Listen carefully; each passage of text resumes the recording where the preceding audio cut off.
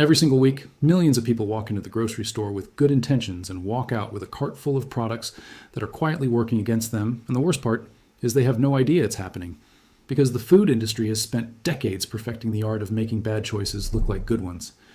You've been trained to trust the label, trust the packaging, trust the word natural printed in green letters on the front, and today we're going to pull back the curtain on exactly how that trust is being used against you, aisle by aisle, purchase by purchase, until your cart looks healthy but your body is paying the price. Let's start with something almost everyone buys without a second thought. Bread.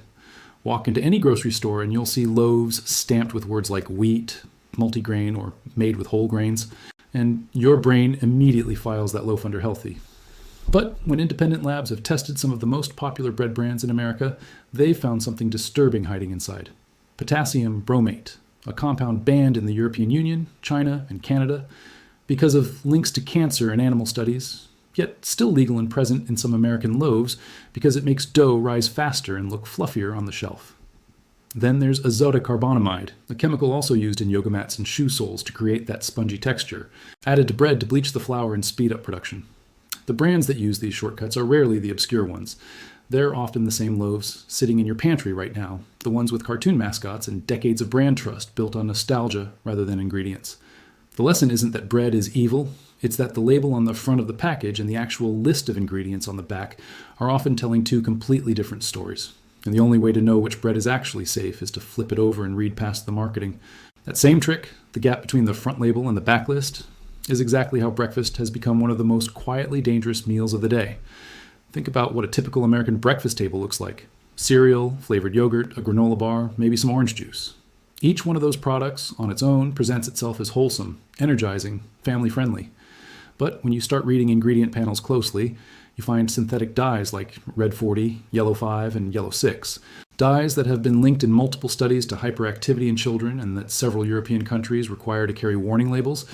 Yet in the United States, they're sprinkled into cereal, breakfast bars, and even so-called fruit snacks with barely a second thought from regulators. You'll also find preservatives like BHT and BHA, chemicals used to extend shelf life that international health agencies have flagged as possible carcinogens, sitting quietly in the ingredient list of boxes marketed directly at children, boxes with bright colors and cartoon characters designed to catch a kid's eye at exactly their eye level on the shelf.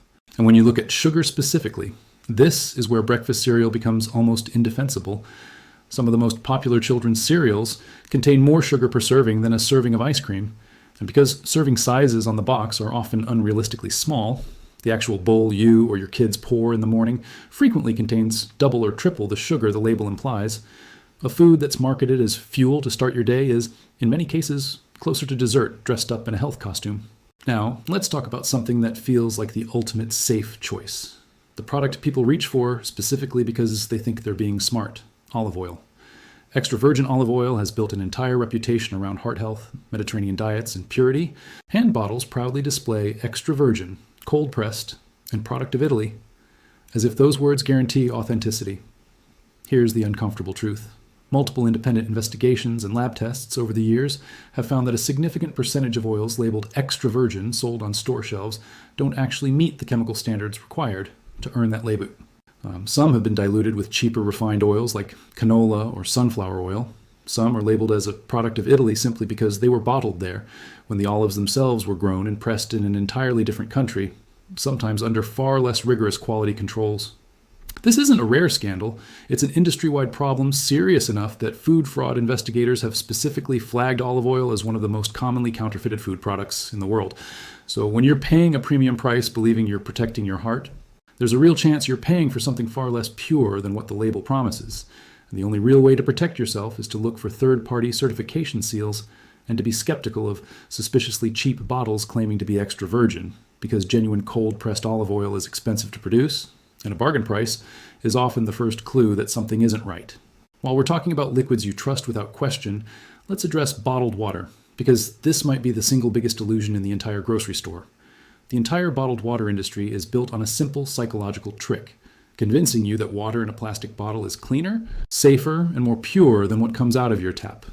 In reality, investigations into bottled water have repeatedly found that a large percentage of it is essentially filtered tap water, repackaged, and sold at a markup that can be hundreds of times higher than the cost of tap water.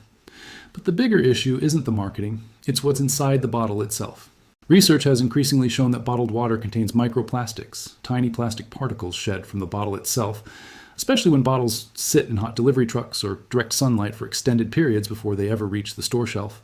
Studies analyzing popular bottled water brands have found thousands of plastic particles per liter in some samples, particles small enough to potentially pass into your bloodstream. And the long-term health effects of ingesting that much microplastic over years or decades simply aren't fully understood yet, which is its own kind of warning sign. On top of that, some bottled waters have tested positive for trace contaminants that would actually trigger stricter reporting and treatment requirements if they were found in municipal tap water. Because the bottled water industry is regulated far more loosely than public water utilities are. The bottle with the mountain spring on the label might be doing far less for your health than the faucet in your own kitchen. Cooking oil is another category where the advice has quietly shifted, and most people's kitchens haven't caught up. For years, vegetable oils, corn oil, and soybean oil were marketed as the heart-healthy alternative to butter and animal fats, and they filled pantry shelves as the default choice for frying and baking. But a growing body of research, along with a shift in guidance from some doctors and nutrition researchers, has raised concerns about the high omega-6 fatty acid content in many of these industrial seed oils, and how an imbalance between omega-6 and omega-3 fats in the modern diet may contribute to chronic inflammation in the body. It's not that these oils are instantly dangerous in small amounts, but the sheer volume of them hidden in processed foods, combined with how often they're used for high-heat frying, where they can break down into harmful compounds, has led some doctors to recommend a return to more stable fats for cooking, like olive oil for lower heat, and things like avocado oil for higher heat cooking, precisely because they hold up better under temperature without breaking down into the same problematic byproducts. The bigger issue is that seed oils are everywhere. They're not just the bottle in your pantry. They're in salad dressings, in the fryers at fast food restaurants, in packaged snacks, in nearly every processed food you can imagine, meaning the average person is consuming far more of them than they realize, hidden in foods that don't even taste oily. Let's go back to that cereal aisle for a moment, because sugar deserves its own deeper look. If you lined up the best-selling breakfast cereals by sugar content per serving, some of the top offenders would shock you, with certain kids' cereals containing sugar as close to 15 or more grams per small serving, which for context is close to 4 teaspoons of sugar before you've even started your day. Multiply that across a growing child eating the same cereal 5 or 6 mornings a week, and you start to understand why pediatric health researchers have raised alarms about childhood obesity and early insulin resistance being connected, in part to sugar-loaded breakfast habits, normalized by clever packaging and celebrity or cartoon endorsements. And it's not just cereal marketed for kids. Plenty of adult cereals branded around fitness, weight loss, or heart health carry nearly as much sugar, just disguised behind words like honey, clusters, or granola. Words that sound wholesome, but are frequently doing the same job as the cartoon-covered boxes one aisle over. Beyond specific products, it's worth understanding what's actually happening behind the scenes at fast food chains, because the supply chain reveals just how far removed a lot of food has become from anything resembling a farm. Many popular fast food items are built from heavily processed ingredients that pass through multiple facilities before ever reaching a restaurant, with meat products, sometimes containing fillers, and with buns, sauces, and seasoning blends, manufactured off-site by industrial food science companies whose entire job is to engineer flavor, texture, and shelf stability using long lists of stabilizers, emulsifiers, and preservatives most customers would never recognize. This isn't a conspiracy. It's simply how mass-scale food production works when a company has to serve identical-tasting food in tens of thousands of locations every single day. But it's worth knowing that fresh and made to order often just means assembled to order from pre-processed components that were manufactured somewhere else weeks earlier. Now, one of the most confusing corners of the grocery store, organic labels. Consumers pay a significant premium for anything with the word organic on it, trusting it means pesticide-free, more nutritious, and better for the planet. And while USDA-certified organic products do have to meet specific standards, the reality is more complicated than most shoppers realize. Certified organic doesn't mean pesticide-free. It means only certain naturally derived pesticides are allowed instead of synthetic ones. And some of those natural pesticides can still carry their own health and environmental concerns. There's also a difference between 100% organic, and made with organic ingredients, 3 separate labels with 3 very different thresholds, something most shoppers never learn to distinguish because the packaging is designed to blur that line rather than clarify it.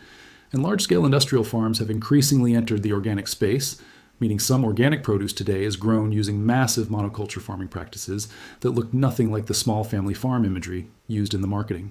Grocery stores themselves are engineered environments, designed by consultants who study eye-level placement, end cap displays, and checkout lane impulse buys to maximize how much you spend without realizing it. The most expensive, most profitable items are placed at eye level, while cheaper generic alternatives, which are frequently made in the exact same factories as name brands, get pushed to the bottom shelves where you have to bend down and actually look for them. Milk and eggs are almost always placed at the very back of the store, forcing you to walk past dozens of tempting impulse purchases just to grab the essentials you actually came in for. And sale pricing is often far less generous than it appears, with some retailers raising a price for a short period specifically so they can then advertise a discount, back down to what was close to the original price all along.